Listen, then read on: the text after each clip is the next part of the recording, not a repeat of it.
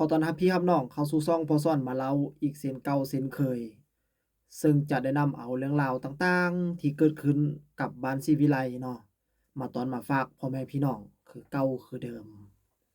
2-3มื้อมานี้พี่น้องก็ถือว่าอาจารย์ภูศรีวิไลและก็แม่พึ่งเนาะได้จัดงานวันเกิดให้กับน้องธิดาลาวซึ่งเป็นวันเกิดแรกของน้องธิดาลาวเลยล่ะพี่น้อง เป็นวันเกิดแรกในชีวิตเลยได้เนาะเพราะว่าอาจารย์ภูศิวิไลเพิ่นแจ้งมาว่าจั่งซั้นเนาะแล้วก็ภายในงานวันเกิดเนาะแขกผู้ที่จะมาร่วมงานวันเกิดก็ให้แต่งตัวเป็นสไตล์แฟนซีเนาะสไตล์แฟนซีนี่คือสไตล์แบบใดเนาะพี่น้องเนาะก็คือเป็นไลฟ์สไตล์ก็คืออาจจะแต่งตัวเป็นสัตว์ซ่าว่าสิ่งแน่เนาะอาจจะเป็นพญาครุฑพญานาคมีหยังต่างๆซึ่งอาจารย์ภูศิวิไลเพิ่นจะเป็นคนที่บ่งบอกเนาะในมื้อนั้นที่ว่างานวันเกิดของน้องธีราลาวเป็นงานวันเกิดที่จัดบ่ได้ยิ่งใหญ่พี่น้องแต่ว่าเต็มไปด้วยความสนุกสนานและก็เพิ่นจะมีการไลฟ์สดอีกเลยพี่น้องเพิ่นจะไลฟ์สดอยู่ทางช่องของเพิ่นบ่ว่าจะเป็นทางช่องภูศิวิไลแฟมิลี หรือว่าทางช่องแฟนเพจของภูศิวิไลเองเนาะพี่น้องที่เพิ่นได้จัดในมื้อนั้นก็2-3มื้อมาแล้วล่ะพี่น้องแต่ว่าพอซ่อนเองก็เก็บข้าวเก็บข่าวบ่ทันเพราะว่าเนื่องจากว่าบ่ค่อยมีเวลาเนาะแต่ว่ามีเวลามีโอกาสมื้อนี้ก็เลยมาเว้ามาว่าสู่พี่น้องเราฟังเนาะงานวันเกิดของน้องธิดาลาวซึ่งรายละเอียดก็มีอ่าไปแบบนี้เลยพี่น้องก็คือว่า อ่าตอนเช้าเวลา6:30นาทีเนาะได้เฮ็ดบุญตักบาตรถวายภัตตาอาหารเนาะอยู่ที่วัดป่าโพธิญาณอ่าอาจจะแม่นอยู่ใกล้ๆกับบ้านอาจารย์ภูศรีวิไลนี่แหละเนาะแล้วก็ตอน10โมงเนาะก็ถือว่าเพิ่นได้ถวายเพลอยู่ที่บ้านสวนบ้านศรีวิไลเนาะแล้วตอน14โมง ก็คือ2โมงหรือว่าสิว่าจั่งใดพี่น้องบ่ายๆ2โมงเนาะเพิ่นมีการปล่อยปลาจำนวน 1,300 ตัวเนาะปล่อยสู่ลงแม่น้ำซีอ่าแล้วก็เวลาตอน18โมงเพิ่นก็ได้มีการพิธีสู่ขวัญแล้วก็ผูกแขนอ่าให้กับน้องครบรอบอายุ12ปีเนาะพี่น้องเนาะ อ่าแล้วก็เวลาตอน19โมงบัดนี้ก็คือได้รับประทานอาหารร่วมกันที่บ้านสวนแล้วก็ปาร์ตีสุดแฟนซีเนาะแล้วก็มีการไลฟ์สดอ่าก็ถือว่าจัดตามระเบียบอ่าสไตล์ศิลปินนั่นล่ะพี่น้องสิม่วนสิมันส่ำใดเนาะพี่น้องเนาะกิจกรรมเพิ่นก็มีโอ้หลายๆอย่างอ่า ซึ่งผู้ที่เข้ามาร่วมงานเนาะก็ได้แต่งตัวเป็นสไตล์แฟนซีเนาะก็คือทางพ่อผู้เองเนาะเป็นเจ้าบ้านเพิ่นก็ได้แต่งตัวเป็นทหารโอ้ทหารยศพันโทสำหรับแม่พึ่งเนาะเพิ่นได้แต่งตัวเป็นนักรบบางระจันเพิ่นบอกมาจังซั้นเนาะแล้วก็มีผู้ใดอีกนี่ก็คือมีตาส้มหวังส้มหวังนี่แต่งตัวเป็นคุณครูเนาะแล้วก็มีอีก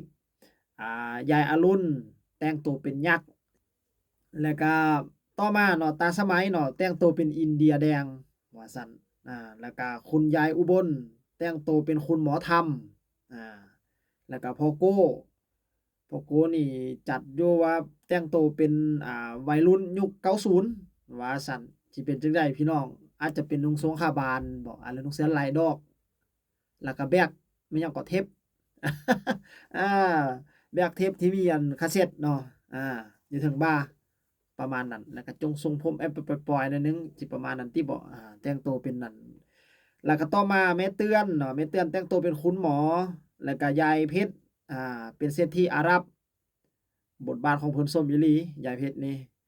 แล้วก็แม่เจี๊ยบเนาะเป็นแม่กำนันยุค80ก็ถือว่าเป็นเมียกำนันนั่นล่ะพี่น้องแม่เมย์บัดนี้แต่งตัวเป็นนักศึกษาว้ายทรงสไตล์แม่เมย์นี่คือว่าจะให้แต่งตัวเป็นนักศึกษาเนาะบัดนี้เนาะ แล้วก็มีน้องปราดเนาะแต่งตัวเป็นนักกีฬา แล้วก็มีน้องไอซ์แต่งตัวเป็นนางตานีแล้วก็มีพี่มังกรแต่งตัวเป็นไซอิ๋วแล้วก็ IQ แต่งตัวเป็นคาวบอยแล้วก็พี่ฟลายแต่งตัวเป็นอินเดียแล้วก็นาเมแต่งตัวเป็นมนต์รักลูกทุ่งแล้วก็หมอลำเคแต่งตัวเป็นนางกวักแล้วก็อากัมได้แต่งตัวเป็นเฒ่าเงาะแล้วก็มีอาจ๊อบแต่งตัวชุดตรุษจีนก็หลายๆคนที่แต่งตัวแตกต่างกันไปเนาะแล้วก็มีการประกวดอีกได้พี่น้องหลังจากเพิ่นได้แต่งตัวมาแข่งกันแล้วได้ประกวดอีกซึ่งได้รับรางวัลไปนั่นก็คืออ่าน้องปรารถนาเนาะที่แต่งตัวเป็นนักมวยแล้วก็หมอลำเคเพิ่นแต่งตัวเป็นนางกวักเนาะได้แต่งตัวเป็นนางกวักที่เพิ่นเห็นได้รับรางวัลชนะในการแต่งตัวในครั้งนี้เนาะก็ซึ่งว่าเต็มไปด้วยบรรยากาศที่สนุกสนานที่สุดเลยสำหรับงานวันเกิดของน้องธิดาลาวในค่ำคืนที่ผ่านมาเนาะก็ถือว่าน้องมีแฟนคลับ FC มีพ่อๆแม่ๆบ่ว่าจะเป็นทางอยู่ทางบ้านหรือว่าอยู่ทางออนไลน์ส่งกำลังใจเพราะว่าพ่อผู้มีการไลฟ์สดเนี่ยพี่น้องในมื้อนั้นไลฟ์สดแล้วก็มีการส่งกำลังใจให้น้องธิดาลาวแล้วก็อวยพรให้น้องเนาะสำหรับพ่อซ้อนเองก็ขออวยพรให้น้องมีสุขภาพแข็งแรงแล้วก็เป็นที่รักของแฟนเพลงตลอดไปเด้อน้องธิดาลาวนี่ก็คือเป็นภาพบรรยากาศอ่าที่พ่อซ้อนได้เอามาเว้ามาเล่าสู่พี่น้องเราฟังเนาะก็อาจจะเป็นเรื่องยาวได้จักหน่อยเนาะเพราะว่าบรรยากาศเต็มไปด้วยความสนุกสนานอีหลีเนาะพี่น้องเนาะในมื้อนั้นน่ะ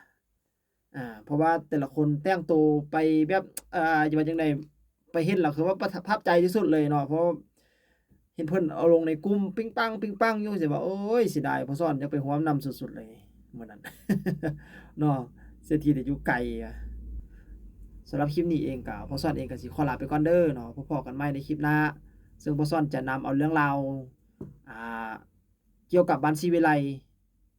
เรื่องใดเนาะมาตอนมาฝากพ่อแม่พี่น้องก็อย่าลืมกดติดตามช่องพ่อซ้อนนำเด้อเนาะสำหรับคลิปนี้พ่อซ้อนเองก็สิขอลาไปก่อนพบกันใหม่ในคลิปหน้าสบายดี